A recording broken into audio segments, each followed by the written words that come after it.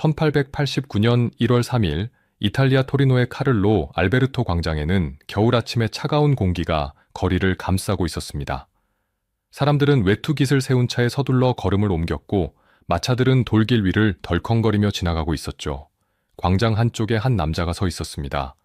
44살의 중년 남성이었지만 몸은 초라했고 낡은 코트를 입고 흐트러진 콧수염을 기른 채 멍한 눈으로 거리를 바라보고 있었습니다. 그런데 갑자기 그 남자가 움직였습니다. 마부가 채찍으로 말을 때리는 것을 본 순간이었죠. 남자는 비명을 지르며 말에게 달려가더니 말의 목을 껴안고 울기 시작했습니다. 큰 소리로 절규하듯이 마치 평생의 고통을 토해내듯이 울었습니다. 사람들이 하나둘 모여들었습니다. 저 미친 사람을 봐라. 말을 껴안고 운다고 수군거렸고 누군가는 경찰을 불렀으며 누군가는 웃었고 대부분은 고개를 저으며 그냥 지나쳤습니다. 남자는 말을 놓지 않았습니다. 눈물을 흘리며 계속 중얼거렸죠. 미안하다고, 이해한다고, 괜찮다고 말하면서요.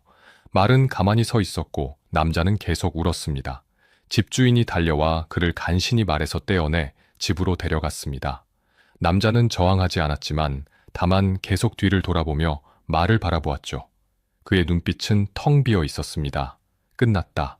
마침내 끝났다. 그가 중얼거렸습니다. 이틀 후 그는 편지를 쓰기 시작했습니다. 친구들에게, 지인들에게, 심지어 한 번도 만난 적 없는 사람들에게 보내는 편지였는데 그 내용은 이상했습니다. 나는 디오니소스다. 나는 십자가에 못 박힌 자다. 세상을 구원하러 왔다. 친구들은 편지를 받고 놀랐습니다.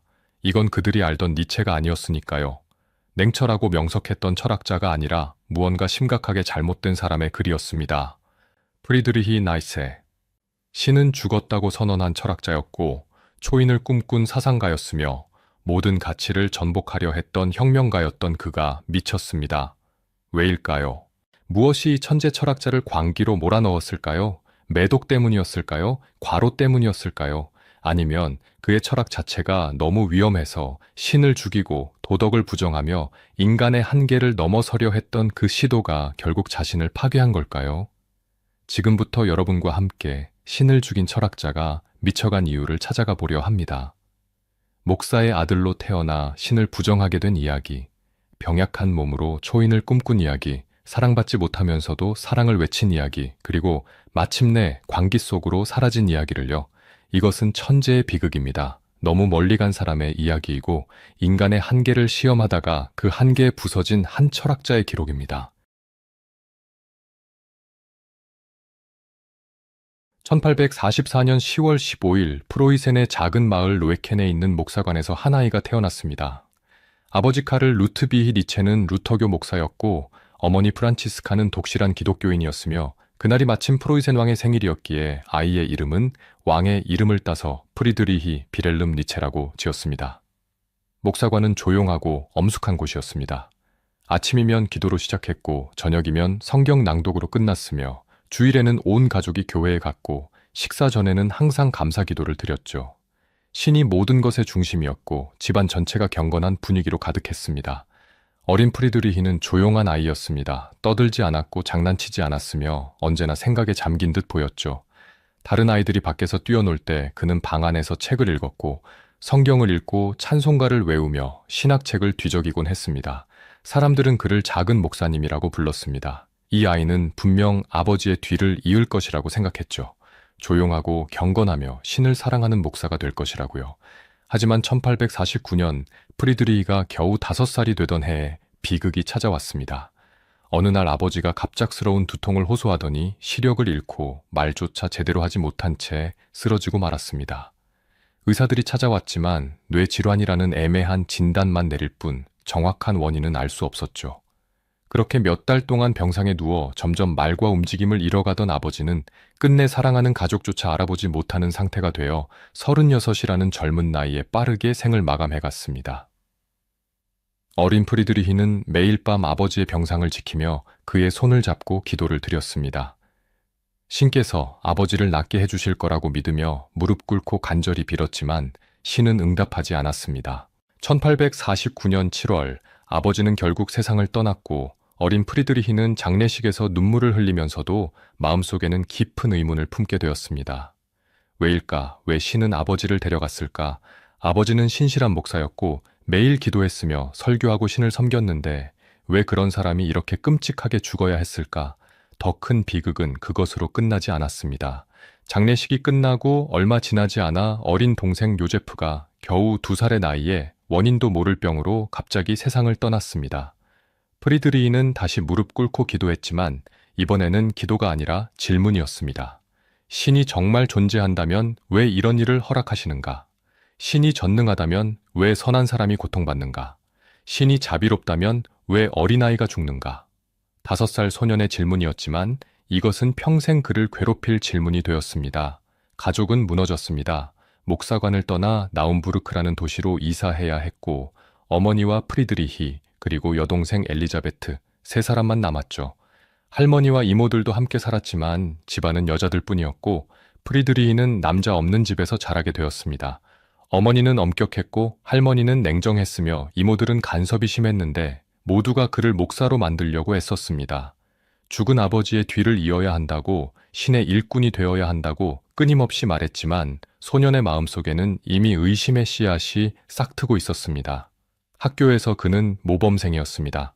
성적은 우수했고 특히 언어에 뛰어나서 라틴어, 그리스어, 히브리어를 배웠고 모두 완벽하게 익혔으며 고전 문학을 읽고 철학을 접하고 역사를 공부했습니다.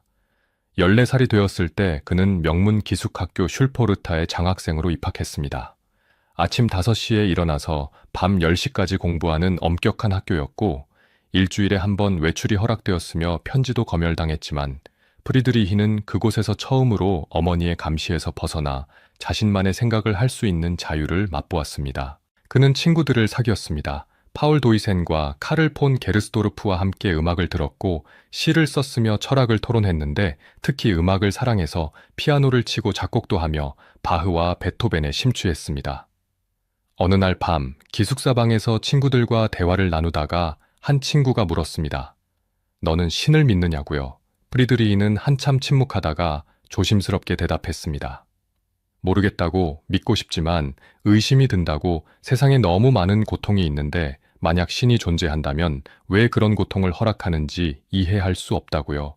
친구들은 놀랐습니다. 목사의 아들이 신을 의심한다니. 하지만 비난하지는 않았습니다. 그들도 비슷한 의문을 가지고 있었으니까요. 그날 밤 프리드리히는 일기에 썼습니다. 신앙과 지식은 양립할 수 없다. 하나를 택하면 다른 하나를 버려야 한다. 나는 지식을 택한다.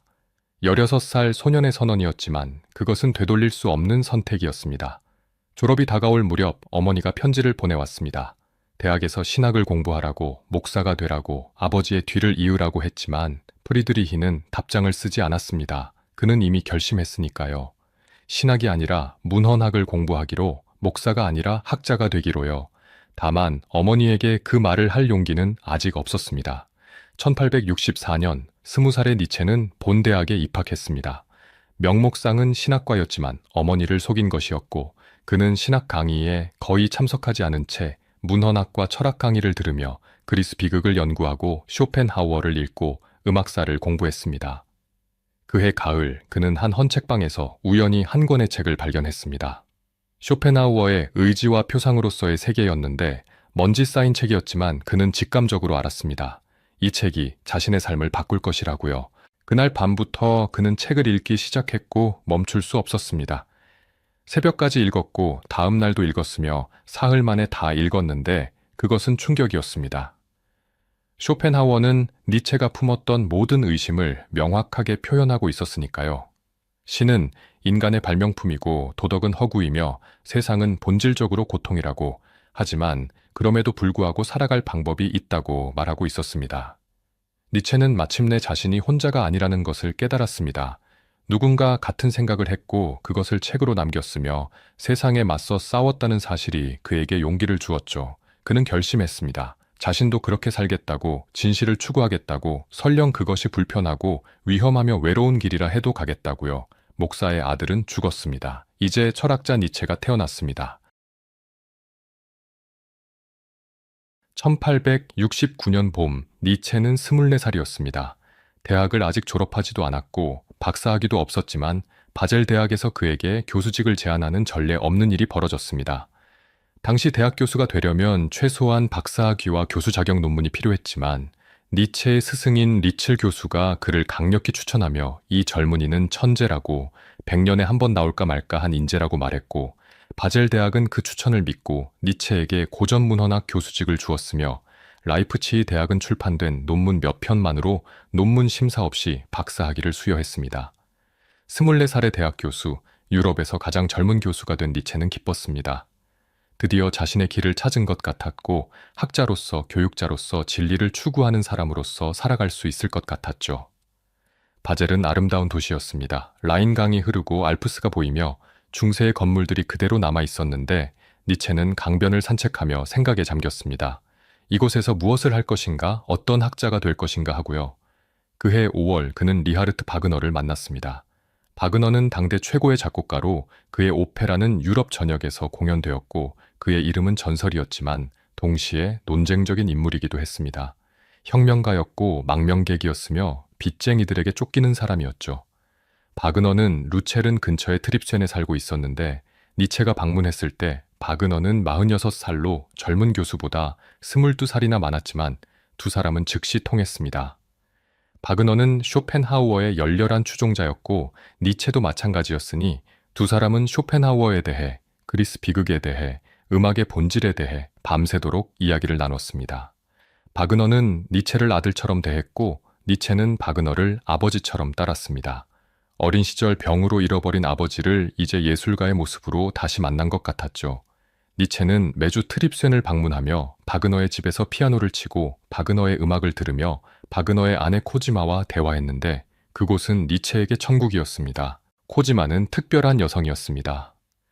리스트의 딸이었고 한스 폰 빌로의 아내였다가 바그너의 연인이 되어 24살 연하의 남편을 버리고 바그너를 선택한 사람이었는데 지적이고 우아했으며 니체는 그녀에게 반했지만 자신의 감정을 숨겼습니다.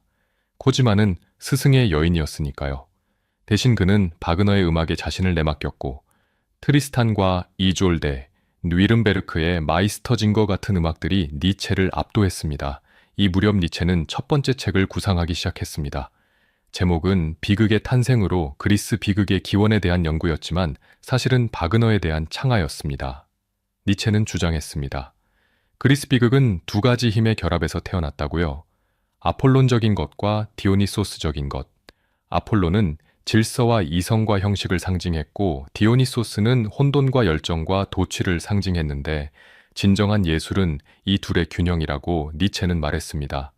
하지만 소크라테스 이후 서양 문명은 아폴론적인 것만 추구했고 이성주의와 과학과 논리만을 중시하며 디오니소스적인 열정은 억압했다는 거죠.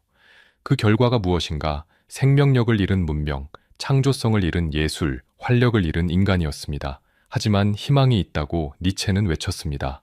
바그너의 음악이 디오니소스를 부활시킬 것이고 새로운 비극의 시대가 올 것이며 독일 문화가 그리스의 영광을 되찾을 것이라고요. 1872년 비극의 탄생이 출판되었고 니체는 기대에 부풀었습니다. 이 책이 학계를 놀라게 할 것이고 자신을 유명하게 만들 것이라고 믿었지만 현실은 냉혹했습니다. 학계는 이 책을 거부했습니다. 문헌학자들은 분노하며 이건 학문이 아니라 시라고 증거가 없는 공상이라고 바그너를 홍보하는 선전물이라고 비난했는데 특히 니체의 옛 동료 빌라모비츠가 미래의 문헌학이라는 제목의 글에서 니체를 학문을 배신한 배교자라고 진지한 학자가 아니라 예술가 흉내를 내는 사기꾼이라고 조롱했습니다. 다른 학자들도 동조했고 니체의 강의에 학생들이 오지 않았으며 동료들은 그를 피했고 학술지는 그의 논문을 거부했습니다. 니체는 충격을 받았고 밤마다 잠들지 못하며 두통에 시달렸으며 우울에 빠졌지만 한 사람만은 칭찬했습니다. 바로 바그너였습니다. 바그너는 니체에게 편지를 보내며 이 책은 위대하다고, 당신은 천재라고, 어리석은 학자들의 비난 따위 신경 쓰지 말라고, 진정한 예술가는 항상 오해받는다고 위로했고 니체는 그 말에 위안을 받았습니다. 적어도 바그너는 자신을 이해한다고 생각했으니까요. 하지만 얼마 지나지 않아 그마저도 무너졌습니다. 1872년 여름 바그너는 바이로이트로 이사하며 그곳에 자신의 극장을 짓기로 했는데 바그너 전용 극장, 바그너만의 성전을 세우겠다는 계획이었고 니체는 그 계획을 알고 불편했습니다. 너무 거창하고 너무 자기중심적이며 너무 돈이 많이 드는 계획이었으니까요.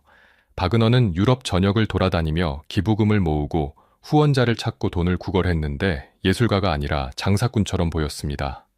니체는 실망했지만 아직 바그너를 믿고 싶었습니다. 1876년 바이로이트 극장이 완성되었고 개관 공연으로 니벨룽의 반지 사부작이 공연되었는데 유럽의 모든 귀족과 부자들이 모였습니다. 니체도 참석했지만 그가 본 것은 예술이 아니라 사교계였습니다. 귀족들은 음악을 듣지 않고 수다를 떨었고 부자들은 예술을 이해하지 못하고 과시만 했으며 바그너는 그들에게 아첨하며 돈을 받고 있었습니다. 니체는 견딜 수 없었습니다. 공연 중간에 극장을 나왔고 다시는 돌아오지 않았습니다. 그날 밤 니체는 숙소에서 혼자 앉아 있으며 배신당한 기분을 느꼈습니다.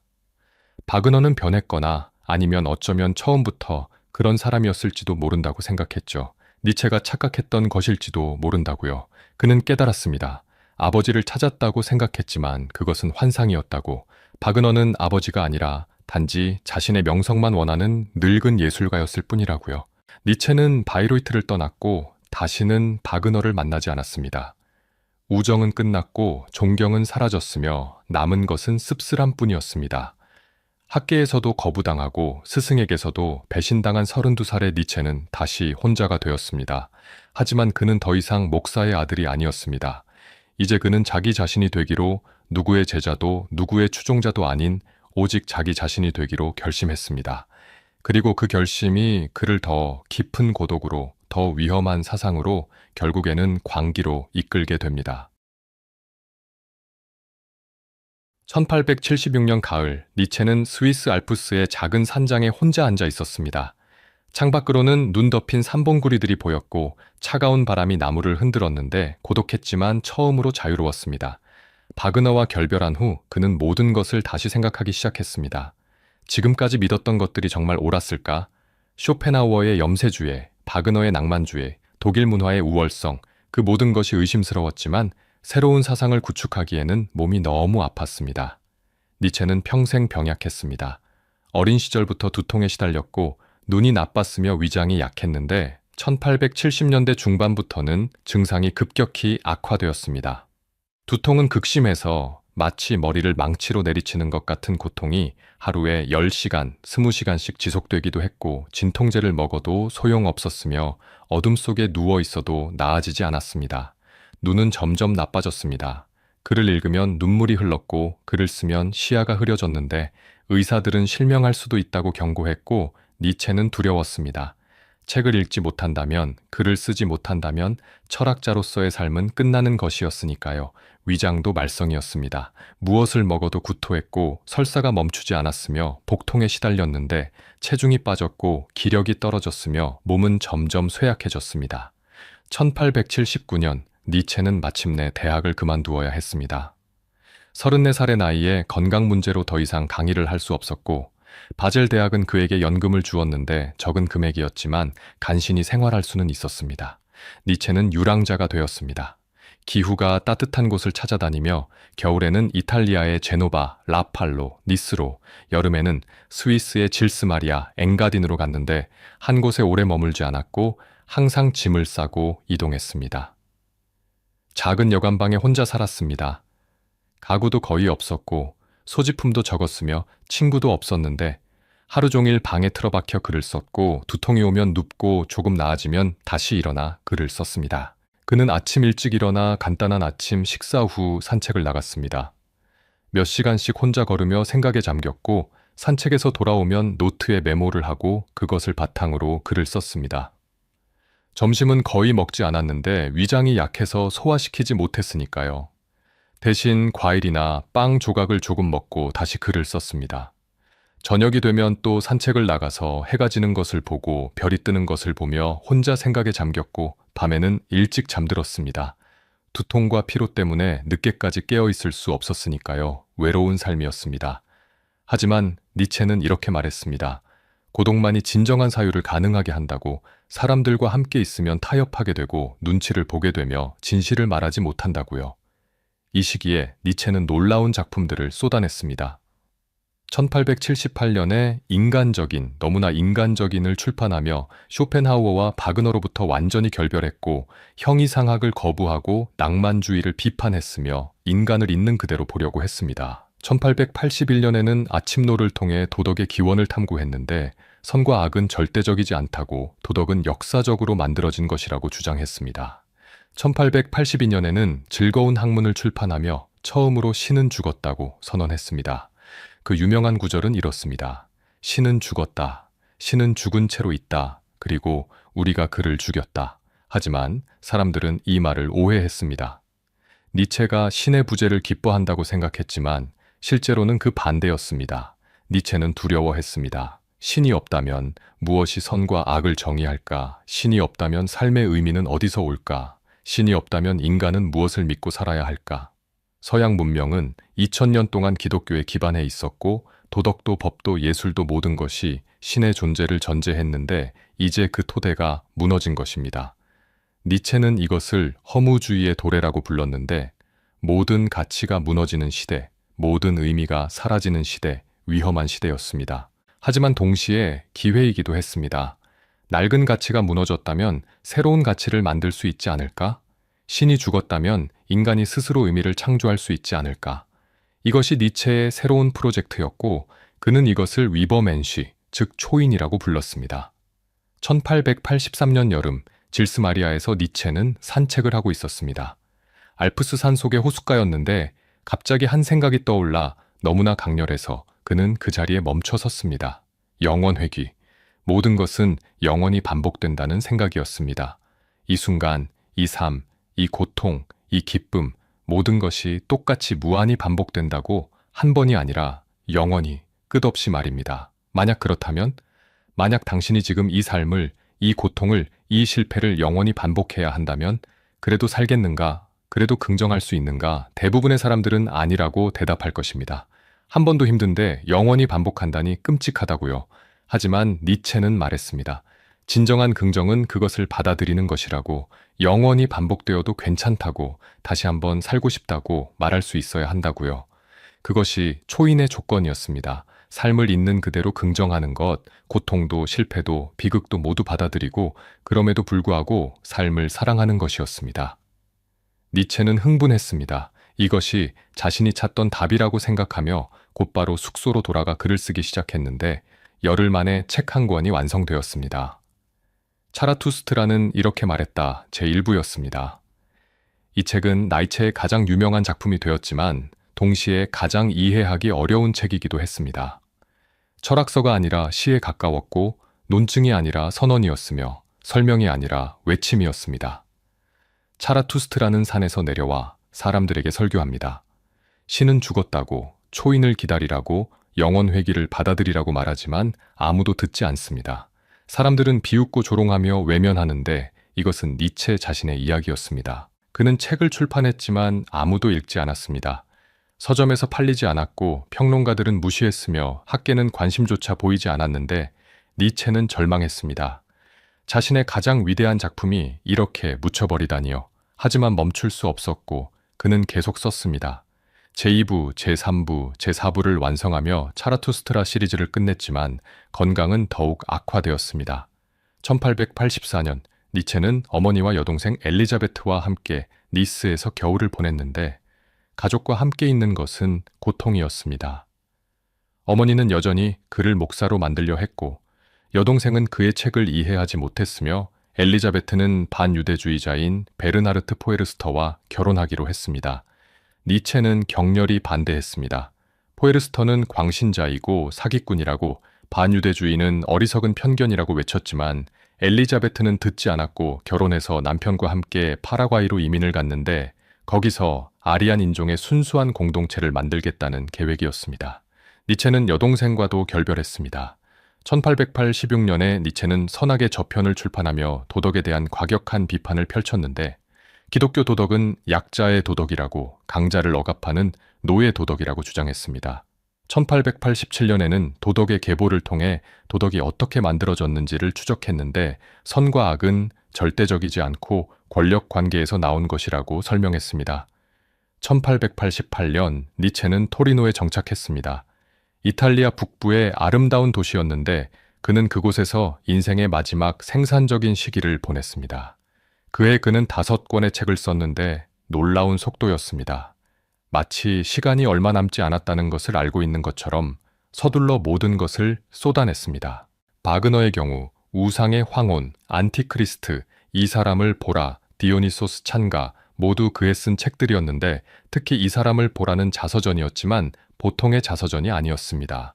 니체는 자신을 운명이라고, 역사의 전환점이라고, 미래를 여는 사람이라고 선언했습니다.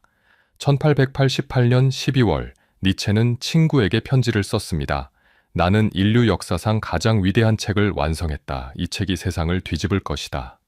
하지만 한 달 후 그는 광장에서 말을 껴안고 울었습니다. 천재와 광기의 경계는 종이 한 장 차이였고 니체는 그 경계를 넘어버렸습니다. 니체의 삶에서 사랑은 언제나 비극이었습니다. 그는 사랑을 갈망했지만 언제나 거부당했고 여자들에게 고백했지만 모두 그를 떠났으며 그 상처는 평생 그를 괴롭혔습니다. 첫 번째 사랑은 코지마 바그너였습니다. 1869년 24살의 니체가 처음 트립쉔의 바그너 집을 방문했을 때 그는 코지마를 보고 넋을 잃었는데 그녀는 32살로 금발에 키가 크고 우아하며 지적이었고 프란츠 리스트의 딸답게 예술을 이해했으며 바그너를 헌신적으로 사랑했습니다. 니체는 매주 그 집을 방문했습니다. 명목상은 바그너를 만나러 갔지만 사실은 코지마를 보고 싶어서였고 그녀가 피아노를 칠 때, 그녀가 차를 따를 때, 그녀가 웃을 때마다 니체는 가슴이 뛰었지만 그는 자신의 감정을 숨겼습니다. 코지마는 스승의 여인이었고 자신보다 8살이나 많았으며 무엇보다 자신에게는 관심이 없었으니까요. 코지마의 눈에는 오직 바그너만 있었습니다. 니체는 고통스러웠습니다. 사랑하지만 말할 수 없는 감정, 원하지만 가질 수 없는 사람에 대한 그리움으로 그는 일기에 이렇게 썼습니다. 1876년 바그너와 결별한 후에도 니체는 코지마를 잊지 못했습니다. 그녀에게 편지를 쓰고 싶었지만 쓸 수 없었고 그녀를 다시 보고 싶었지만 볼 수 없었으며 평생 그리워하면서도 영원히 닿을 수 없는 사랑으로 남았습니다. 두 번째는 루 살로메였습니다. 1882년 봄 로마에서 니체는 한 젊은 러시아 여성을 만났는데 루 안드레아스 살로메는 21살의 아름답고 똑똑한 여성으로 철학에 관심이 있었고 니체의 책을 읽었으며 그와 대화하기를 원했습니다. 니체는 즉시 반했습니다. 처음으로 자신의 사상을 이해하는 여성을 만난 것 같았고 그녀는 젊고 자유로우며 관습에 얽매이지 않았는데 니체가 꿈꾸던 새로운 여성이었습니다. 그들은 함께 시간을 보냈습니다. 로마의 거리를 걸었고 철학을 토론했으며 예술에 대해 이야기했는데 니체의 친구 파울레가 함께 있었지만 니체는 개의치 않았습니다. 그는 루를 사랑했고 그녀와 함께 있는 것만으로 행복했으니까요. 몇 주 후 니체는 결혼을 제안했습니다. 갑작스러웠고 서툴렀으며 필사적이었는데 그는 말했습니다. 함께 살자고, 함께 공부하자고, 영혼의 동반자가 되자고요. 하지만 루는 거절했습니다. 그녀는 말했습니다. 결혼은 원하지 않는다고, 자유롭게 살고 싶다고, 하지만 친구로는 지낼 수 있다고, 함께 공부하고, 토론하고, 지적 동반자가 될 수는 있다고요. 니체는 상처받았지만 그 제안을 받아들였습니다.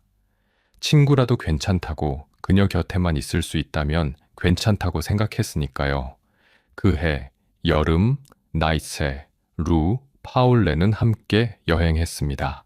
스위스의 루체른과 질스 마리아를 돌아다니며 시간을 보냈는데 나이체는 행복했습니다. 평생 이렇게 행복했던 적이 없었으니까요. 한 번은 세 사람이 사진을 찍었습니다. 유명한 사진인데 작은 수레가 있고 루가 수레에 서 있으며 니체와 레가 수레를 끄는 척하는 장면이었고 루는 손에 채찍을 들고 있었습니다. 나중에 사람들은 이 사진을 두고 니체가 여자에게 지배당하는 것을 즐겼다고 말했지만 사실은 그렇지 않았습니다. 그것은 그냥 장난이었고 순간의 즐거움이었으며 니체는 단지 행복했을 뿐입니다. 하지만 행복은 오래가지 않았습니다. 니체의 여동생 엘리자베트가 개입했는데 그녀는 루를 싫어했습니다. 루가 러시아인이라서 유대인 친구가 있다는 이유로 그리고 무엇보다 오빠를 빼앗아간다는 이유로 미워하며 루에 대한 소문을 퍼뜨렸습니다. 방탕한 여자라고 남자들을 농락한다고 니체를 이용하려 한다고 말하며 어머니에게도 고자질했는데 아들이 나쁜 여자에게 빠졌다고 막아야 한다고 말했습니다. 니체의 어머니는 아들에게 편지를 보냈습니다. 그 여자와 헤어지라고, 목사의 아들이 그런 여자와 어울리면 안 된다고, 가족의 명예를 생각하라고 했는데 니체는 분노했습니다. 가족이 자신의 삶에 간섭하는 것을 참을 수 없었지만 동시에 상처받았습니다. 가족조차 자신을 이해하지 못한다는 사실이에요. 설상가상으로 루와 파울레가 가까워졌습니다. 그들은 함께 베를린으로 갔고 함께 아파트를 구했으며 함께 공부하기 시작했는데 니체를 빼놓고 말입니다. 니체는 초대받지 못했고 루는 말했습니다. 함께 살 수는 없다고, 니체가 너무 강렬하다고, 너무 요구가 많다고, 함께 있으면 힘들다고요. 1882년 겨울, 니체는 혼자 라팔로로 가서 완전히 무너진 상태로 밤마다 울었고 잠을 이루지 못했으며 자살을 생각했습니다. 그는 친구에게 편지를 썼습니다. 권총을 구해줄 수 있겠는가? 이제 더 이상 견딜 수 없다. 하지만 죽지 않았습니다. 대신 글을 썼고 그 고통을 예술로 승화시키며 열흘 만에 차라투스트라는 이렇게 말했다. 제1부를 완성했습니다. 책 속에서 차라투스트라는 말합니다. 여자에게로 가는가? 채찍을 잊지 말라. 사람들은 이 구절 때문에 니체가 여성 혐오자라고 비난했지만 사실 그것은 상처받은 남자의 외침이었고 사랑받지 못한 사람의 복수였으며 니체는 루를 평생 잊지 못했습니다. 광기에 빠진 후에도 그녀의 이름을 중얼거렸다고 하는데 그가 사랑한 유일한 여자였습니다. 1886년 니체는 또 다른 여성에게 청혼했는데 이름은 알려지지 않았지만 친구의 여동생이었다고 하며 편지로 청혼했는데 답장조차 받지 못했습니다. 1887년에도 한 번 더 시도했지만 역시 거절당했습니다. 니체는 왜 이렇게 사랑받지 못했을까요? 외모 때문이었을까요? 그는 잘생기지 않았고 작은 키에 구분 등 두꺼운 안경, 큰 콧수염으로 병약해 보였으며 어딘가 불안정해 보였습니다. 성격 때문이었을까요? 그는 강렬했고 너무 진지했으며 너무 열정적이었고 너무 요구가 많았는데 가벼운 농담을 하지 못했고 사교적이지 못했으며 타협을 모르는 사람이었습니다. 가난 때문이었을까요? 그는 대학 교수직을 그만두고 연금으로 살았으며 작은 여관방을 전전하며 글을 쓰는 무명의 철학자로 미래도 불확실했고 건강도 나빴으며 안정적이지 않았습니다. 아니면 그의 사상 때문이었을까요?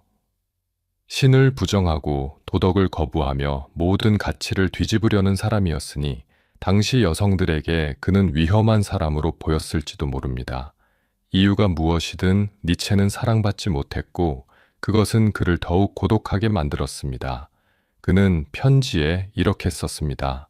나는 혼자다. 끔찍하게 혼자다. 아무도 나를 이해하지 못한다. 아무도 나를 사랑하지 않는다.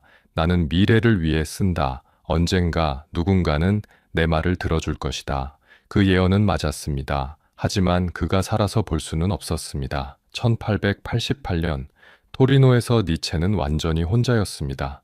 친구도 없었고 가족도 멀리 있었으며 사랑하는 사람도 없었는데 그는 작은 방에서 혼자 글을 쓰고 혼자 산책하고 혼자 식사했습니다. 어느 날 그는 거울을 보며 생각했습니다. 이 사람이 누구인가? 44살의 중년 남자로 병들고 가난하며 사랑받지 못하는 사람이지만 동시에 미래를 위해 쓰는 사람이고 역사를 바꿀 책들을 쓰는 사람이라고요. 그는 스스로에게 물었습니다. 이것으로 충분한가?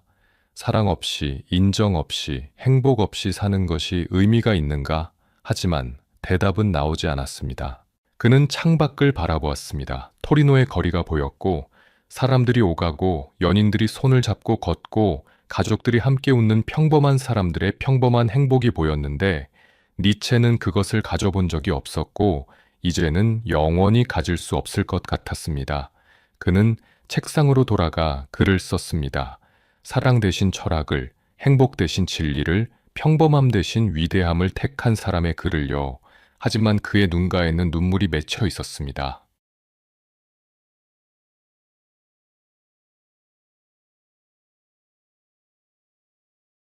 1883년 질스마리아의 호숫가에서 니체는 바위에 앉아 물을 바라보고 있었습니다. 알프스의 맑은 공기가 폐를 채웠고 햇살이 물결 위에서 반짝이며 고요함이 흘렀는데 갑자기 한 생각이 번개처럼 그를 관통했습니다. 초인, 인간을 넘어선 인간이고 지금까지의 모든 가치를 뛰어넘은 존재이며 신이 죽은 시대에 스스로 의미를 창조하는 존재였습니다. 니체는 떨렸습니다. 이것이었고 이것이 그가 찾던 답이었으며 신이 없다면 인간은 어떻게 살아야 하는가라는 질문에 대한 해답이었습니다. 스스로 신이 되어야 한다고, 아니, 신보다 더 위대한 존재가 되어야 한다고 생각했습니다. 그는 서둘러 숙소로 돌아가 미친 듯이 글을 쓰기 시작했는데 차라투스트라는 이렇게 말했다라는 제목으로 그의 사상이 집약된 책이었습니다. 차라투스트라는 산에서 10년을 보낸 후 내려와 사람들에게 말합니다. 나는 너희에게 초인을 가르친다. 인간은 극복되어야 할 그 무엇이다. 너희는 인간을 넘어서기 위해 무엇을 했는가? 사람들은 웃었지만 이 미친 사람을 봐라. 무슨 헛소리를 하는가 하면서도 차라투스트라는 계속 말했습니다. 인간은 동물과 초인 사이에 걸쳐진 밧줄이다. 심연 위에 걸쳐진 밧줄이고 건너가는 것도 위험하고 도중에 있는 것도 위험하며 뒤를 돌아보는 것도 위험하다. 니체가 말하고자 한 것은 무엇이었을까요? 인간은 완성된 존재가 아니라 진화의 끝이 아니며 인간은 과도기적 존재, 즉 동물에서 초인으로 가는 중간 단계일 뿐이라는 것이었습니다. 원숭이가 인간이 되었듯이 인간도 초인이 되어야 한다는 것이었죠. 하지만 어떻게? 첫째, 모든 낡은 가치를 파괴해야 한다고 니체는 주장했습니다. 기독교 도덕, 선과 악의 이분법, 내세에 대한 믿음, 약자를 위한 동정심, 이 모든 것이 인간을 약하게 만든다고 했습니다. 기독교는 약자의 종교라고 그는 말했습니다. 고통받는 자, 가난한 자, 억압받는 자를 위로하는 종교이지만 그 위로가 독이라고 했는데 왜냐하면 그것은 사람들을 현실에 안주하게 만들기 때문이라는 것이었습니다. 이 세상은 고통스럽지만 참으라, 내세에서 보상받을 것이다. 이것이 기독교의 메시지였지만 니체는 물었습니다. 만약 내세가 없다면? 만약 이 삶이 전부라면? 그렇다면 우리는 지금 여기서 최대한 강하게, 창조적으로, 아름답게 살아야 하지 않는가? 기독교 도덕은 강자를 억누른다고 니체는 비판했습니다. 겸손하라, 온유하라, 원수를 사랑하라. 이런 가르침은 강한 자를 약하게 만들고 사자를 양으로 만든다는 것이었습니다. 니체는 도덕의 역사를 추적했습니다. 원래 좋음은 고귀함, 강함, 아름다움을 의미했고 귀족의 가치였으며 나쁨은 단지 평범함을 의미했다고 했습니다. 하지만 약자들이, 노예들이, 억압받는 자들이 반란을 일으켰는데 물리적 반란이 아니라 정신적 반란이었고 그들은 가치를 뒤집었다는 것입니다. 강한 것은 악하다, 약한 것이 선하다, 교만한 것은 죄다, 겸손한 것이 덕이다, 이 세상을 지배하는 것은 악이다, 내세를 기다리는 것이 선이다. 이것이 노예의 도덕이었고 기독교가 이 도덕을 제도화했으며 2000년 동안 서양을 지배한 도덕이었다고 니체는 말했습니다. 니체는 이것을 거부했습니다. 그는 말했습니다. 이제 그 거짓말을 끝내야 한다고, 노예 도덕을 넘어서야 한다고요. 둘째, 스스로 가치를 창조해야 한다고 했습니다. 신이 가치를 주지 않는다면, 사회가 가치를 주지 않는다면 우리 스스로 만들어야 하는데 예술가가 작품을 창조하듯이 우리는 우리 삶을 창조해야 한다는 것이었습니다. 니체는 이것을 예술가적 삶이라고 불렀습니다. 자신의 삶을 예술 작품으로 만드는 것, 아름답게, 강렬하게, 의미 있게 만드는 것이었고 내 삶을 사랑하라, 운명을 사랑하라는 것이 니체의 핵심 메시지였습니다. 라틴어로 아모르 파티, 즉 운명회라고 불렀는데 일어나는 모든 일을 고통도 기쁨도 실패도 성공도 모두 사랑하고 긍정하는 것이었습니다. 그리고 영원 회귀를 받아들이는 것, 이 삶이 영원히 반복된다 해도 다시 한번이라고 외칠 수 있는 삶을 사는 것이었습니다. 셋째, 힘의 의지를 실현해야 한다고 했습니다. 니체에게 삶의 본질은 힘의 의지였는데 쇼펜하우어는 맹목적인 생존 의지라고 했지만 니체는 더 나아갔습니다. 단순히 살아남는 것이 아니라 성장하고 확장하고 창조하려는 의지라고요. 모든 생명체는 더 강해지려고 한다고 했습니다. 나무는 더 높이 자라려 하고 동물은 더 빠르게 달리려 하며 인간은 더 많이 알고 더 많이 할 수 있기를 원하는데 이것이 자연스럽다고 니체는 말했습니다. 힘을 추구하는 것은 악이 아니고 오히려 그것이 생명의 본질이며 약해지려는 것, 쇠퇴하려는 것, 그것이야말로 부자연스럽고 병든 것이라고 했습니다. 하지만 힘의 의지는 타인을 지배하는 것이 아니었습니다. 니체가 말한 힘은 자기 극복의 힘이었고 어제의 자신을 넘어서는 것, 한계를 뛰어넘는 것, 더 나은 존재가 되는 것이었습니다. 나는 너희에게 가르친다. 친구들이여 자기 자신을 극복하는 법을. 이것이 초인의 길이었습니다. 하지만 사람들은 이해하지 못했습니다.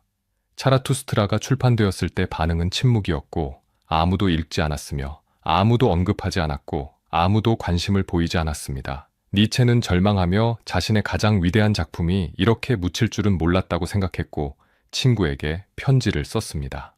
이 책은 인류를 위한 선물이다. 하지만 아무도 받으려 하지 않는다. 출판사도 더 이상 그의 책을 내지 않으려 했고 제4부는 자비 출판으로 겨우 40부를 인쇄했으며 니체는 그것을 친구들에게 나눠주었지만 대부분 읽지 않았습니다. 왜 사람들은 이해하지 못했을까요? 너무 과격했기 때문이었습니다. 신을 부정하고 도덕을 거부하며 기독교를 공격하는 책을 당시 사람들이 받아들일 수 없었고 신성모독으로 보였으며 위험한 사상으로 여겨졌습니다. 너무 어려웠기 때문이기도 했습니다. 철학서가 아니라 시에 가까웠고 논리적 설명 대신 은유와 상징으로 가득했으며 보통 사람들이 읽기에는 너무 복잡했습니다. 그리고 니체 자신도 오해를 불러일으켰습니다. 여자에게로 가는가? 채찍을 잊지 말라. 약자와 실패자는 멸망해야 한다. 전쟁이 인간을 고귀하게 만든다. 같은 구절들만 떼어내면 니체는 여성 혐오자, 사회 진화론자, 전쟁 찬양자로 보일 수 있었고 실제로 나중에 나치가 니체를 왜곡해서 이용한 것도 이런 구절들 때문이었습니다. 하지만 니체의 진짜 의도는 달랐습니다. 그가 말한 강함은 폭력이 아니라 자기 극복이었고 약함은 육체적 약함이 아니라 정신적 노예 상태였으며 전쟁은 물리적 전쟁이 아니라 자기 자신과의 싸움이었지만 아무도 그렇게 읽지 않았습니다. 1880년대 중반 니체는 점점 더 고독해졌습니다. 친구들도 하나둘 떠났는데 그의 과격한 사상을 견딜 수 없었기 때문이었습니다. 어느 친구는 편지를 보냈습니다. 자네의 책은 너무 위험하네. 사람들을 파멸로 이끌 것 같네. 미안하지만 더 이상 연락하지 않겠네. 또 다른 친구는 이렇게 썼습니다. 자네는 변했네. 예전에 따뜻하고 인간적이던 니체는 어디 갔나? 지금 자네는 차갑고 냉혹하네. 니체는 상처받았지만 멈출 수 없었습니다. 진실을 말해야 했고 설령 모두가 떠나더라도 말해야 했습니다. 1886년에 그는 선악의 저편을 출판했는데 더욱 과격한 책으로 도덕은 허구라고 진리는 관점에 따라 다르다고 절대적인 것은 없다고 주장했습니다. 1887년에는 도덕의 계보를 통해 기독교 도덕이 어떻게 만들어졌는지, 왜 그것이 독인지를 설명했습니다. 책을 쓸수록 그는 더 외로워졌지만 동시에 더 확신에 차게 되었습니다. 자신이 옳다고, 세상이 틀렸다고 언젠가는 사람들이 이해할 것이라고 믿었습니다. 1888년 여름 토리노에서 니체는 마지막 불꽃을 태웠습니다. 그는 초인적인 속도로 글을 썼는데 하루에 10시간, 15시간씩 두통도, 눈병도, 위장병도 잊은 채 미친 듯이 썼고 5권의 책이 쏟아져 나왔습니다. 바그너의 경우, 우상의 황혼, 안티크리스트, 이 사람을 보라, 디오니소스 찬가였는데 특히 안티크리스트는 기독교에 대한 전면적 공격이었습니다. 그는 기독교를 인류 최대의 불행이라고, 생명을 부정하는 종교라고, 약자의 복수라고 비난했습니다. 나는 기독교를 인류 역사상 가장 큰 저주라고 부른다. 너무 과격했고 출판사는 이 책을 출판하기를 거부했으며 니체가 살아있는 동안에는 출판되지 못했습니다. 이 사람을 보라 해서 니체는 자신을 운명이라고 불렀습니다. 나는 운명이다. 나는 역사를 둘로 나눈다. 내 이전과 내 이후로. 과대망상처럼 들렸고 아무도 읽지 않는 책을 쓰는 무명의 철학자가 자신을 역사의 전환점이라고 주장했지만 어떤 의미에서는 맞았습니다.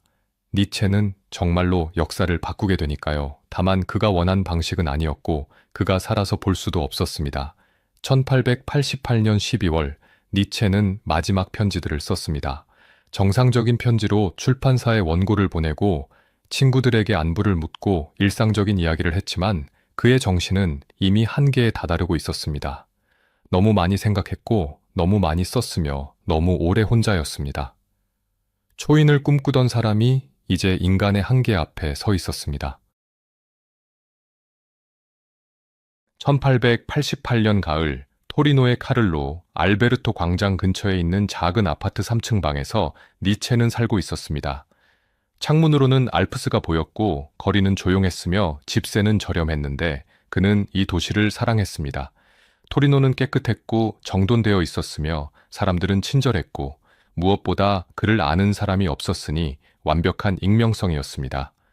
매일 아침 그는 같은 카페에 가서 에스프레소 한 잔을 마시고 신문을 읽었으며 그리고 몇 시간 동안 거리를 걸으며 생각하고 관찰하며 글의 구상을 했습니다. 오후에는 방으로 돌아와 글을 썼는데 놀라운 속도였고 한 달에 책 한 권을 완성했으며 마치 시간이 얼마 남지 않았다는 것을 알고 있는 것처럼 서둘렀습니다. 그의 편지들은 점점 이상해졌습니다. 9월에 친구에게 쓴 편지에는 이렇게 적혀 있었습니다. 나는 지금 내 인생의 정점에 있다. 나보다 더 명료하게 생각한 사람은 없었다. 나보다 더 깊이 본 사람은 없었다. 나는 인류의 운명을 쥐고 있다. 과장된 자신감이었지만 친구들은 니체가 원래 그런 사람이라고 생각했습니다. 자의식이 강하고 자신의 가치를 확신하는 사람이라고요. 10월의 편지는 더 극단적이었습니다. 나는 세계사를 둘로 나눈다. 나의 이전과 나의 이후로. 앞으로 2000년 동안 전쟁이 일어날 것이다. 하지만 그 전쟁은 내 이름을 위한 전쟁이 될 것이다. 이제 친구들도 걱정하기 시작했습니다. 이것은 정상이 아니었고 니체가 아무리 자신감이 넘쳐도 이 정도는 아니었으니까요. 11월 니체는 이 사람을 보라를 완성했는데 자서전이었지만 보통의 자서전이 아니었습니다. 각 장의 제목이 이상했는데 왜 나는 이렇게 현명한가? 왜 나는 이렇게 영리한가? 왜 나는 이렇게 좋은 책을 쓰는가? 왜 나는 하나의 운명인가였습니다. 겸손과는 거리가 멀었고 오히려 극단적인 자기 찬양이었는데 그는 자신을 천재라고 선지자라고 역사의 전환점이라고 선언했지만 동시에 이상한 고백들도 있었습니다. 나는 병약한 사람이었다. 평생 고통받았다. 하지만 그 고통이 나를 강하게 만들었다. 나는 사랑받지 못했다. 친구도 없었고 가족도 날 이해하지 못했다. 하지만 그 고독이 나를 자유롭게 만들었다. 자기 찬양과 자기 연민이 뒤섞여 있었고 승리의 외침과 고통의 신음이 함께 있었습니다. 12월 초 니체의 행동이 이상해지기 시작했습니다. 집주인 다비데 피노는 나중에 증언했는데 니체가 밤중에 피아노를 쳤다고 그것도 아주 이상하게 같은 건반을 계속 반복해서 두드리면서 울었다고 했습니다. 어느 날 밤 집주인이 문을 두드렸을 때 니체는 문을 열고 웃으며 말했습니다. 미안합니다. 나는 지금 새로운 음악을 작곡하고 있습니다. 디오니소스의 음악입니다. 집주인은 그의 눈을 보고 놀랐는데 이상하게 빛나고 있었고 열이 있는 것처럼 아니면 무언가에 홀린 것처럼 보였습니다. 다음 날 아침 니체는 집주인에게 말했습니다. 저는 곧 이 집을 떠날 것입니다. 로마로 갈 것입니다. 교황과 만나야 합니다. 중요한 일이 있습니다. 집주인은 고개를 끄덕였지만 이 이상한 독일인이 무슨 말을 하는지 이해할 수 없었고 조용히 들어주었을 뿐입니다. 12월 중순 니체는 카페에서 이상한 행동을 했습니다. 웨이터가 커피를 가져왔을 때 니체는 갑자기 일어나 웨이터의 손을 잡았고 눈물을 흘리며 말했습니다. 감사합니다. 당신은 천사입니다. 신이 당신을 보냈습니다. 웨이터는 당황했고 다른 손님들이 쳐다보았는데 니체는 웃으며 다시 앉았지만 손이 떨리고 있었습니다. 그날 저녁 그는 친구 오버베크에게 편지를 썼는데 마지막 정상적인 편지였습니다. 나는 지금 놀라운 명료함의 상태에 있다. 모든 것이 보인다. 과거도, 현재도, 미래도 나는 이해한다. 모든 것을. 하지만 편지 끝에 이상한 문장이 있었습니다. 나는 곧 떠날 것이다. 어디론가. 아직 모른다. 하지만 준비되었다. 12월 말 니체는 자신의 책들을 모두 꺼내 펼쳐 놓았습니다. 바닥에, 침대 위에, 책상 위에 놓고 그 사이를 걸어다니며 중얼거렸는데 집주인이 문을 두드렸을 때 니체는 문을 열고 말했습니다. 들어오세요. 제 작품들을 보세요. 이것들이 세상을 바꿀 것입니다. 집주인은 방 안을 보고 놀랐습니다. 책과 종이로 가득했고 니체는 맨발로 서 있었으며 머리는 헝클어져 있었고 눈빛은 열광적이었습니다. 당신은 지금 역사의 증인이 되고 있습니다. 집주인은 조용히 물러났고 이웃에게 말했습니다. 저 독일인이 이상하다고, 미친 것 같다고요. 12월 31일 1888년의 마지막 날에 니체는 혼자 새해를 맞이했습니다. 술도 마시지 않았고 축하하지도 않았으며 단지 창밖을 바라보며 서 있었는데 거리에서는 사람들이 웃고 노래하며 새해를 축하했고 불꽃놀이가 터졌으며 종소리가 울렸습니다. 니체는 조용히 중얼거렸습니다. 이제 시작이다. 무엇이 시작이라는 것일까요? 새해, 새로운 시대, 아니면 끝의 시작. 1889년 1월 1일 새해 첫날 아침 니체는 이상하게 침착했습니다. 평소처럼 산책을 나갔지만 방향이 달랐고 평소 가던 길이 아니라 시내 중심가로 향했습니다. 카를로 알베르토 광장에 도착했을 때 그는 무언가를 보았습니다. 마차가 서 있었고 마부가 말을 채찍질하고 있었는데 말은 움직이지 않으려 했습니다. 지쳐 있었고 늙었으며 더 이상 힘이 없었는데 마부는 화가 나서 더 세게 채찍을 휘둘렀고 말이 울부짖었습니다. 니체는 그 광경을 보고 얼어붙었습니다. 갑자기 모든 것이 명확해졌는데 이 말이 자신이었습니다. 평생 채찍질 당하며 살았던 자신, 병들고 사랑받지 못하고 이해받지 못하면서도 계속 일했던 자신이었습니다. 그리고 더 이상 견딜 수 없었습니다. 니체는 비명을 지르며 말에게 달려갔고 마부를 밀쳐내고 말의 목을 껴안았으며 그리고 울기 시작했습니다. 큰 소리로 절규하듯이 마치 평생의 고통을 토해내듯이 울었습니다. 미안해, 미안해, 나는 이해해, 나도 같아, 우리는 같아. 사람들이 모여들었습니다. 저 미친 사람을 봐라, 말을 껴안고 운다고 했고 누군가 경찰을 불렀으며 누군가는 웃었고 대부분은 고개를 저으며 지나갔습니다. 집주인 피노가 달려왔고 니체를 말에서 떼어내려 했지만 니체는 놓지 않았으며 계속 울면서 계속 중얼거렸습니다. 형제여, 불쌍한 형제여. 마침내 피노는 니체를 집으로 데려왔고 니체는 저항하지 않았는데 말에서 떨어진 순간 그는 힘이 빠진 것처럼 축 늘어졌습니다. 집으로 돌아온 니체는 소파에 누워 천장을 바라보며 웃었는데 이상한 웃음이었습니다. 행복한 것 같기도 하고 슬픈 것 같기도 했습니다. 끝났다. 마침내 끝났다. 그가 중얼거렸습니다. 피노는 물었습니다. 무엇이 끝났다는 것입니까? 하지만 니체는 대답하지 않았고 단지 웃고 있었습니다. 그날 저녁 니체는 편지를 쓰기 시작했는데 하지만 이번에는 정상적인 편지가 아니었습니다. 친구들에게, 지인들에게, 한 번도 만난 적 없는 사람들에게 보내는 편지였고 그 내용은 광기 그 자체였습니다. 나는 디오니소스다. 나는 십자가에 못 박힌 자다. 세상을 구원하러 왔다. 모든 반유대주의자는 총살당해야 한다. 서명도 이상했는데 어떤 편지는 디오니소스로 어떤 편지는 십자가에 못 박힌 자로 서명했습니다. 붕괴가 시작되었습니다. 천재 철학자 프리드리히 니체는 사라지고 있었고 그 자리에 무언가 다른 것이 부서진 정신이 광기가 자리 잡고 있었습니다. 1889년 1월 4일 니체는 더 이상 자신이 누구인지 몰랐습니다. 아침에 일어났을 때 그는 거울을 보고 웃었습니다. 그런데 거울 속의 남자는 낯선 사람이었고 아니 마치 여러 사람이 섞여 있는 듯 했습니다. 때로는 디오니소스였고 때로는 예수였으며 때로는 니체였습니다. 그는 피아노 앞에 앉아 연주하기 시작했지만 그것은 음악이 아니었습니다. 무질서한 소음이었고 같은 건반을 반복해서 두드리는 소리였으며 그 사이사이 니체의 노랫소리가 섞여 나왔습니다. 나는 신이다. 나는 세상을 창조했다. 나는 세상을 파괴할 것이다. 집주인 피노는 더 이상 참을 수 없어서 니체의 주소록에서 가장 가까운 친구의 주소를 찾았는데 야콥 부르크하르트, 바젤의 역사학자였습니다. 부르크하르트에게는 니체의 편지가 이미 도착해 있었는데 이상한 편지였습니다. 친애하는 교수님, 결국 나는 차라리 바젤 대학 교수가 되느니 로마 교황이 되겠습니다. 하지만 사람들에게 이기심을 가르치지 않았으므로 나는 십자가에 못 박힐 운명입니다. 디오니소스. 부르크하르트는 충격을 받아 즉시 다른 친구 프란츠 오버베크에게 편지를 전달했는데 오버베크는 니체의 가장 오래된 친구였습니다. 오버베크도 이상한 편지를 받았습니다. 나의 오래된 친구여, 나는 지금 토리노에 있습니다. 나의 집입니다. 나는 이곳에서 매일 오후 5시에 태어납니다. 내일 나의 아들 움베르토가 나를 만나러 올 것입니다.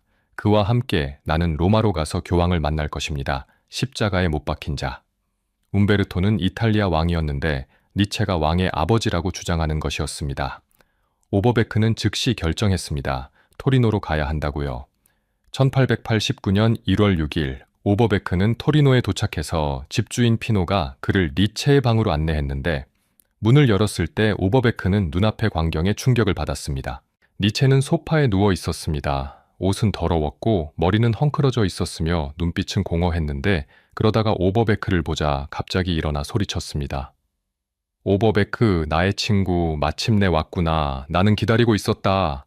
니체는 오버베크를 껴안았고 울기 시작했습니다. 나는 너무 외로웠다. 너무 오래 혼자였다. 하지만 이제 괜찮다. 너는 이해한다. 너만은 이해한다. 오버베크는 니체를 진정시키려 했지만 니체는 계속 말했는데 횡설수설이었습니다. 나는 디오니소스다. 아니, 나는 십자가에 못 박힌 자다. 아니, 나는 니체다. 아니, 나는 아무도 아니다. 모두다. 나는 모두다. 잠시 후 니체는 조용해졌고 오버베크를 바라보며 물었습니다. 내 책들이 읽히고 있나? 사람들이 이해하고 있나? 오버베크는 거짓말을 했습니다. 그렇다고 많은 사람들이 읽고 있다고 곧 유명해질 것이라고 말했습니다. 니체는 미소 지었는데 처음으로 정상적인 미소였습니다. 다행이다. 나는 헛되이 살지 않았구나. 하지만 곧 다시 이상해졌습니다. 그는 갑자기 노래하기 시작했는데 의미 없는 노래였고 같은 구절을 반복하는 노래였습니다. 디오니소스가 온다. 디오니소스가 온다. 디오니소스가 모두를 구원한다. 오버베크는 결심했습니다. 니체를 바젤로 데려가야 한다고, 병원에 입원시켜야 한다고요. 다음 날 오버베크는 니체를 기차역으로 데려갔는데 니체는 저항하지 않았고 순순히 따라갔으며 마치 어린아이처럼 순종적이었습니다. 기차 안에서 니체는 창밖을 바라보았습니다. 알프스가 보였고 눈 덮인 산들이 햇살에 빛나고 있었는데 아름답다라고 니체가 중얼거렸습니다. 세상은 아름답다. 고통스럽지만 아름답다. 잠시 동안 그는 정상인 것처럼 보였고 오버베크는 희망을 가졌습니다. 어쩌면 일시적인 증상일지도 모른다고, 어쩌면 회복할 수 있을지도 모른다고요. 하지만 곧 니체는 다시 노래하기 시작했고 웃었으며 울었고 알 수 없는 말들을 중얼거렸습니다. 1889년 1월 8일 니체는 바젤의 정신병원에 입원했습니다. 의사들이 검사를 했는데 신경과 전문의, 정신과 의사, 내과 의사가 모두 참여했고 진단은 명확했습니다. 진행성 마비로 매독의 말기 증상이었습니다. 니체는 젊은 시절 대학생 때 매독에 감염되었을 가능성이 높았는데 라이프치히에서 친구들과 술을 마시러 갔다가 우연히 창녀촌에 들어간 적이 있었고 그때 감염되었을 것이라고 의사들은 추측했습니다. 매독은 수십 년 동안 잠복해 있다가 마지막 단계에서 뇌를 공격하는데 진행성 마비는 그 결과였고 정신착란, 과대망상, 성격 변화, 그리고 결국 식물인간 상태로 이어지는 병이었습니다. 치료법은 없었습니다. 당시 의학으로는 어떻게 할 수 없었고 의사들은 오버베크에게 말했습니다. 몇 달, 길어야 몇 년 안에 완전히 정신을 잃을 것이라고, 그리고 그 후 몇 년 더 식물인간 상태로 살다가 죽을 것이라고요.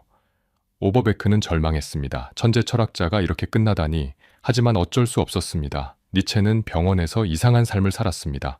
때로는 조용히 앉아 있었는데 창밖을 바라보며 아무 말도 하지 않고 움직이지도 않았으며 마치 석상처럼 굳어 있었습니다. 때로는 피아노를 쳤는데 병원에 낡은 피아노가 있었고 니체는 그 앞에 앉아 같은 음을 계속 반복했으며 시간이고 멈추지 않고 쳤습니다. 때로는 춤을 췄습니다. 혼자 방 안에서 음악도 없이 빙글빙글 돌았고 그리고 웃었는데 기쁜 듯이 아니면 슬픈 듯이 알 수 없는 웃음이었습니다. 때로는 글을 쓰려 했는데 종이와 펜을 달라고 했지만 쓰는 것은 의미 없는 낙서였고 같은 단어를 반복하거나 알 수 없는 기호들을 그렸습니다. 가끔 정신이 돌아오는 순간이 있었습니다. 어느 날 오버베크가 방문했을 때 니체는 조용히 물었습니다. 나는 무슨 일이 있었나? 왜 여기 있지? 오버베크는 조심스럽게 대답했습니다. 아프다고, 쉬어야 한다고요. 니체는 고개를 끄덕이고 슬픈 표정으로 말했습니다. 내 책들은 완성했나? 출판되었나? 오버베크는 거짓말을 했습니다. 그렇다고, 잘 되고 있다고요. 니체는 안도한 듯 웃었습니다. 다행이다. 그럼 됐다. 하지만 몇 분 후 그는 다시 혼란에 빠졌고 자신이 누구인지 잊었으며 어디에 있는지 몰랐고 다시 노래를 시작했습니다. 1889년 3월 니체의 어머니가 바젤로 왔습니다. 그녀는 아들을 보고 울었는데 이것이 그녀의 아들인가? 목사가 되라고 했던 그 아들이? 신을 섬기라고 했던 그 아들이? 하지만 니체는 어머니를 알아보지 못했습니다. 그는 그녀를 보고 웃으며 말했습니다. 당신은 아름다운 여인이군요. 나와 춤추시겠습니까? 어머니는 더욱 울었습니다. 의사들은 말했습니다. 집으로 데려가도 된다고, 병원에서 할 수 있는 것은 아무것도 없다고, 가족이 돌보는 것이 나을 것이라고요. 어머니는 아들을 나움부르크의 집으로 데려갔는데 니체가 어린 시절 살았던 바로 그 집이었습니다. 니체는 이제 아이처럼 되었습니다. 어머니가 먹여주는 음식을 먹었고 어머니가 입혀주는 옷을 입었으며 어머니가 재워주는 대로 잠들었는데 스스로는 아무것도 하지 못했습니다. 가끔 의미 없는 말을 중얼거렸습니다. 디오니소스, 차라투스트라, 영원회귀, 한때 세상을 뒤흔들려 했던 사상들이 이제는 단지 무의미한 소음으로 흘러나왔습니다. 어머니는 매일 아들을 돌보았습니다. 10년 동안 1897년까지 그렇게 돌봤는데 그해 4월 어머니가 77살의 나이로 마지막까지 아들을 돌보다가 지쳐서 죽었습니다. 이제 여동생 엘리자베트가 돌봐야 했습니다. 엘리자베트는 파라과이에서 돌아왔는데 남편의 아리안 공동체 계획은 실패했고 남편은 자살했으며 그녀는 빈털터리로 돌아왔지만 곧 깨달았습니다. 오빠가 자산이라는 것을요. 니체의 책들이 조금씩 읽히기 시작했습니다. 특히 젊은 세대에서 읽혔고 사람들은 니체를 천재라고 선지자라고 새 시대의 예언자라고 불렀습니다. 엘리자베트는 오빠의 유산을 관리하기 시작했습니다. 출판권을 장악하고 편지를 통제했으며 방문객을 선별했고 그리고 니체를 전시했습니다. 바이마르로 이사한 그녀는 니체를 2층 방에 두었고 지식인들, 예술가들, 정치인들을 초대했습니다. 천재를 보러 오라고요. 방문객들은 계단을 올라갔습니다. 조용한 방에 니체가 앉아 있었는데 휠체어에 담요를 덮고 창밖을 바라보며 있었습니다. 어떤 방문객은 감동했고 저것이 초인을 꿈꾼 철학자라니 하며 경외심을 느꼈습니다. 어떤 방문객은 두려워했는데 천재와 광기는 종이 한 장 차이구나 하고 생각했습니다. 어떤 방문객은 연민을 느꼈는데 저렇게 끝나다니 하고 안타까워했습니다. 하지만 니체는 아무것도 몰랐습니다. 그는 그저 앉아 있었고 때로는 중얼거렸으며 때로는 웃었고 때로는 울었습니다. 1900년 8월 25일 니체는 마지막 폐렴에 걸렸습니다.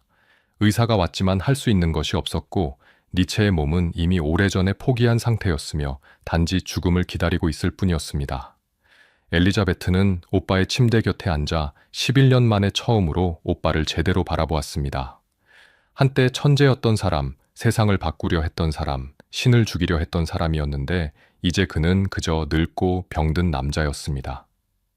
오빠, 엘리자베트가 속삭였습니다. 이제 편히 쉬어도 돼요. 니체는 대답하지 않았고 아니 대답할 수 없었으며 그는 이미 의식이 없었습니다. 며칠 후인 8월 25일 전고 니체는 숨을 거뒀습니다. 56살이었는데 하지만 정신은 11년 전에 이미 죽었습니다. 방은 조용했습니다. 창밖에서는 새들이 지저귀고 바람이 나무를 흔들었는데 평화로운 여름날이었습니다. 신을 죽인 철학자가 이제 자신도 죽었습니다. 니체는 죽었지만 그의 이야기는 끝나지 않았습니다. 오히려 더 복잡하고 더 비극적인 이야기가 시작되었는데 장례식은 바이마르에서 열렸고 많은 사람들이 모였습니다. 철학자들, 작가들, 예술가들이 모두 니체의 천재성을 기렸지만 정작 니체가 살아있을 때는 그를 외면했던 사람들이었고 그의 책을 읽지 않았으며 그의 편지에 답하지 않았고 그를 미친 사람 취급했던 사람들이었습니다. 이제 그가 죽자 모두가 그를 천재라고 불렀습니다. 엘리자베트는 오빠의 유산을 완전히 장악했습니다. 그녀는 나이트 아카이브를 설립했고 스스로 관리자가 되었으며 모든 출판권을 통제했는데 하지만 그녀는 오빠의 사상을 이해하지 못했습니다. 아니, 이해하려 하지도 않았고 대신 자신의 정치적 신념에 맞게 니체를 왜곡했습니다. 엘리자베트는 극단적인 민족주의자였고 반유대주의자였는데 그녀는 니체의 글을 편집하고 문맥을 바꾸고 일부는 삭제하면서 니체를 독일 민족주의의 철학자로 만들었으며 니체가 평생 비판했던 것들, 즉 반유대주의, 민족주의, 국가숭배를 니체가 옹호한 것처럼 조작했습니다. 니체의 미완성 노트들을 모아서 권력의 의지라는 책으로 출판했는데 하지만 그것은 니체가 원한 책이 아니었고 엘리자베트가 자의적으로 선택하고 배열한 것이었습니다. 그녀는 니체가 거부한 구절들을 포함시켰고 니체가 폐기한 생각들을 마치 그의 최종 사상인 것처럼 제시했습니다. 1900년대 니체는 점점 유명해졌지만 잘못된 방식으로였습니다. 독일의 젊은이들은 니체를 읽으며 초인 사상을 오해했는데 초인이란 강한 개인이 약한 자를 지배하는 것이라고, 힘이 정이라고, 약자는 멸망해야 한다고 생각했습니다. 니체가 의도한 것은 자기 극복이었습니다. 어제의 자신을 넘어서는 것, 자신의 한계를 뛰어넘는 것이었지만 사람들은 그것을 타인에 대한 지배로 이해했습니다.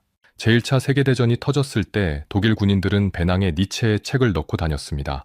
차라투스트라는 이렇게 말했다가 전쟁터에서 읽혔고 군 지도자들은 니체를 인용했습니다.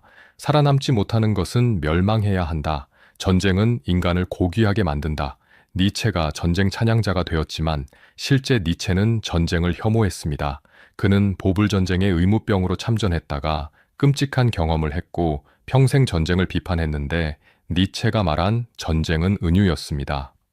자기 자신과의 싸움, 낡은 가치와의 투쟁, 안락함에 대한 저항이었지만 사람들은 그것을 문자 그대로 받아들였습니다. 1920년대 엘리자베트는 더욱 극단적이 되었습니다. 그녀는 무솔리니를 만났고 파시즘을 지지했으며 나치 운동에 동조했는데 1930년대 나치가 권력을 잡았을 때 엘리자베트는 아돌프 히틀러를 나이스 아카이브로 초대했습니다. 1934년 히틀러가 방문했습니다. 엘리자베트는 총통을 환영했고 오빠의 책들을 보여주었으며 니체가 나치의 사상적 성우자라고 주장했는데 히틀러는 기뻐했습니다. 그는 니체의 흉상 앞에서 사진을 찍었고 엘리자베트에게 감사를 표했으며 나치는 니체를 제3제국의 공식 철학자로 만들었습니다. 초인 사상은 아리안 인종의 우월성으로 왜곡되었고 힘의 의지는 다른 민족에 대한 지배로 해석되었으며 노예 도덕 비판은 유대인 학살의 정당화로 이용되었습니다. 니체의 이름으로 수백만 명이 죽었고 그가 평생 반대했던 것들이 그의 이름으로 자행되었습니다.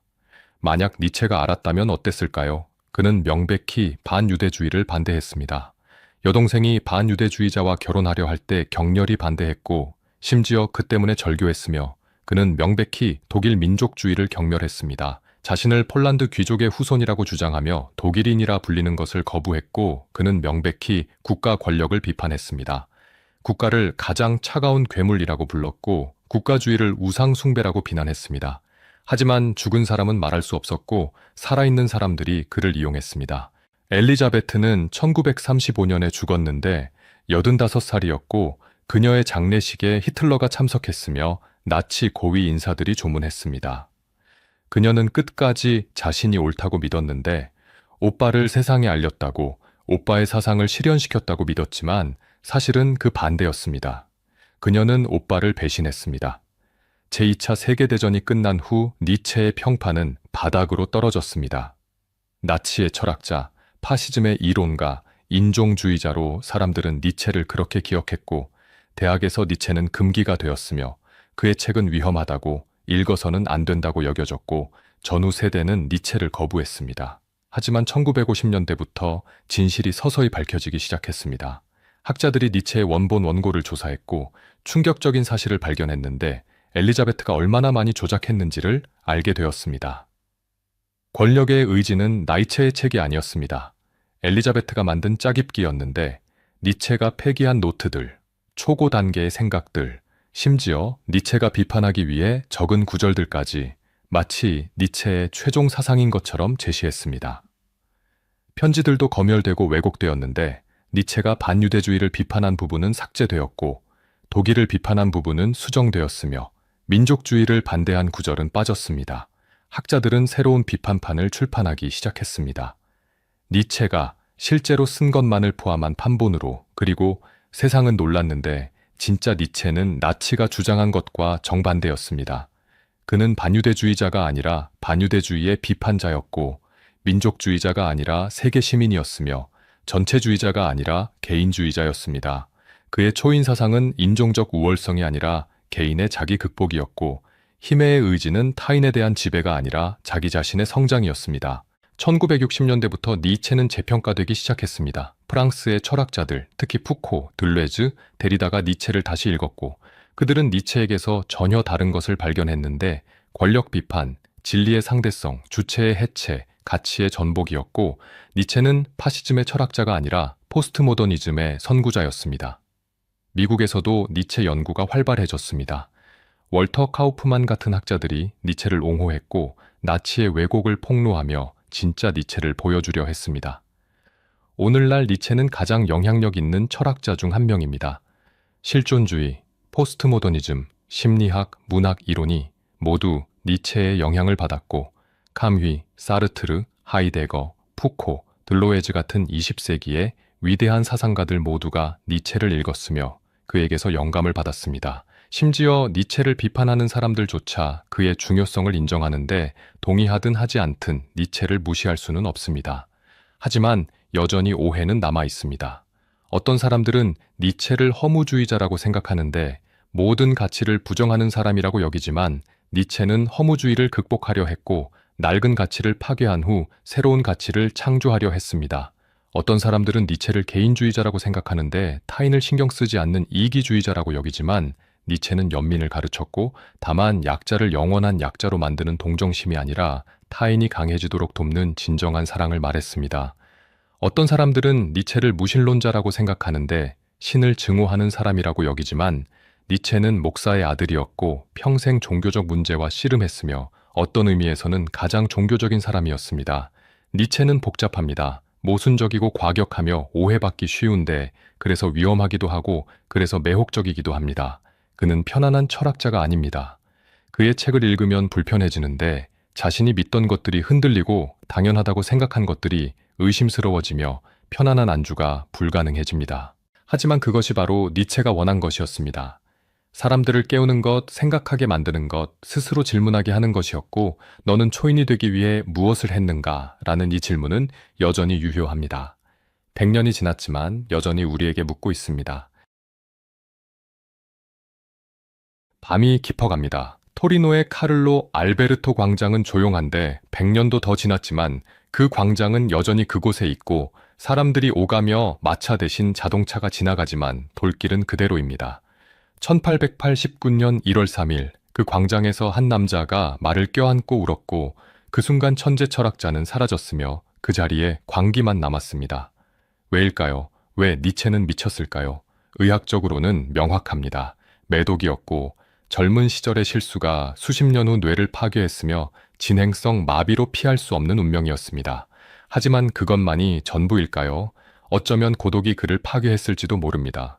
평생을 혼자 살았고 친구도 떠났으며 가족도 이해하지 못했고 사랑하는 사람도 거부했으며 작은 여관방에서 병든 몸으로 아무도 읽지 않는 책을 쓰며 살았는데 1888년 마지막 해에 그는 5권의 책을 썼는데 미친 속도였고 두통에 시달리고 눈병으로 고생하며 잠도 제대로 자지 못하면서 글을 썼는데 마치 시간이 얼마 남지 않았다는 것을 알고 있는 것처럼 서둘렀고 실제로 그랬으며 몸이 신호를 보내고 있었지만 그는 멈출 수 없었습니다. 어쩌면 사상 그 자체가 그를 파괴했을지도 모릅니다. 신을 죽이고 도덕을 부정하며 모든 가치를 전복하는 것은 위험한 작업이었고 인간이 기대던 모든 것을 무너뜨리는 작업이었는데 니체는 허무의 심연을 들여다보았고 그 심연도 그를 들여다보았으며 너무 깊이 들어간 사람은 돌아오지 못합니다. 그는 경고했습니다. 괴물과 싸우는 자는 자신도 괴물이 되지 않도록 조심해야 한다. 심연을 오래 들여다보면 심연도 너를 들여다본다. 자기 자신에 대한 경고였을지도 모릅니다. 하지만 어쩌면 말입니다. 그의 광기는 다른 의미를 가지고 있었을지도 모릅니다. 마지막 편지들에서 그는 디오니소스라고 서명했는데 디오니소스는 도치와 광기의 신이었고 니체가 평생 연구한 신이었습니다. 니체에게 디오니소스는 삶의 긍정을 상징했는데 이성의 통제를 벗어난 순수한 생명력이었고 계산 없는 열정이었으며 자기 자신을 완전히 내던지는 황홀경이었습니다. 어쩌면 그의 마지막 순간은 그가 평생 꿈꾼 디오니소스적 도취였을지도 모르는데 모든 경계가 무너지고 자아가 사라지며 우주와 하나가 되는 순간이었을까요? 아니면 단지 병든 뇌의 망상이었을까요? 우리는 알 수 없습니다. 니체가 토리노 광장에서 말을 껴안았을 때 그가 무엇을 느꼈는지, 무엇을 보았는지, 무엇을 이해했는지를요. 광기였을까요? 아니면 계시였을까요? 하지만 한 가지는 확실합니다.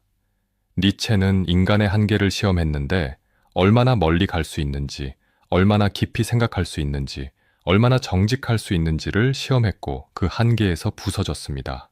그는 초인을 꿈꾸었지만 자신은 초인이 될 수 없었습니다. 병약한 몸, 사랑받지 못한 마음, 고독한 영혼으로 그는 너무나 인간적이었는데, 하지만 그 실패가 어쩌면 그의 가장 위대한 가르침일지도 모릅니다. 초인은 불가능합니다. 적어도 니체가 상상한 그런 초인은요.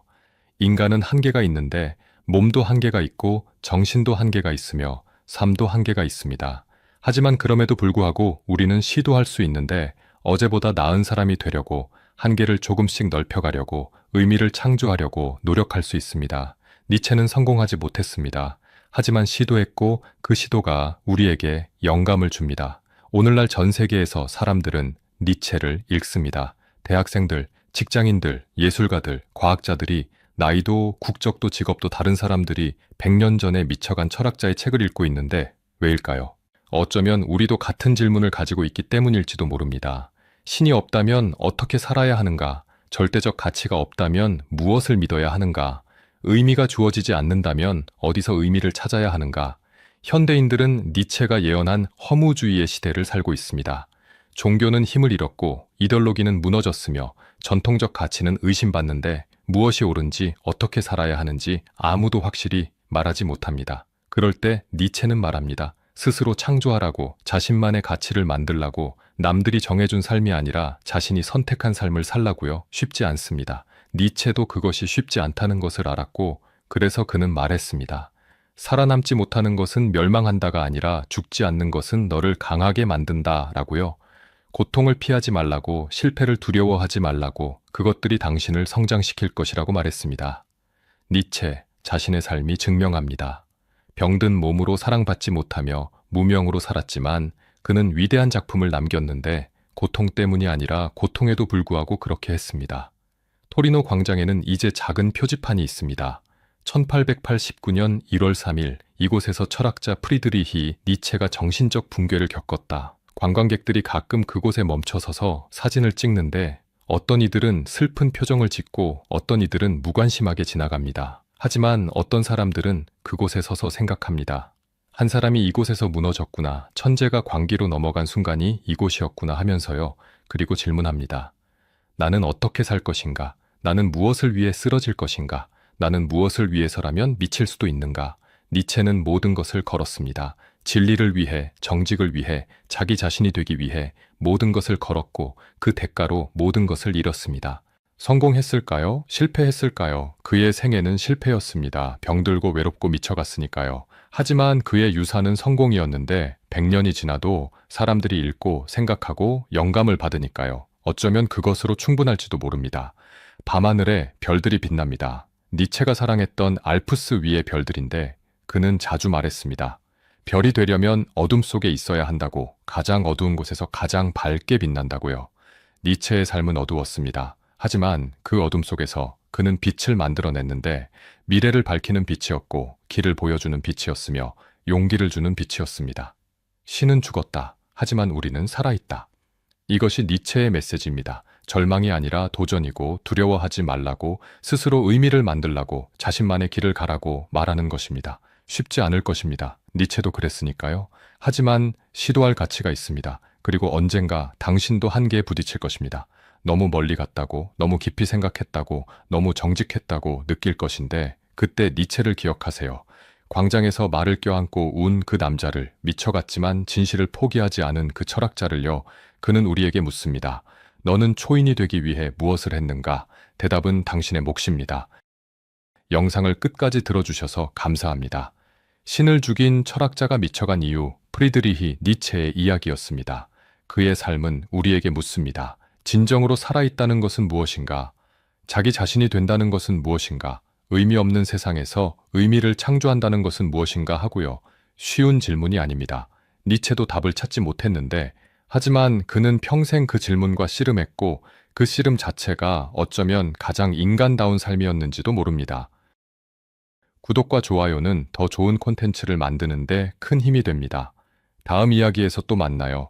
광기와 천재 사이를 걸었던 한 철학자를 기억하며 오늘 밤도 우리는 각자의 질문을 안고 살아갑니다. 그것으로 충분합니다.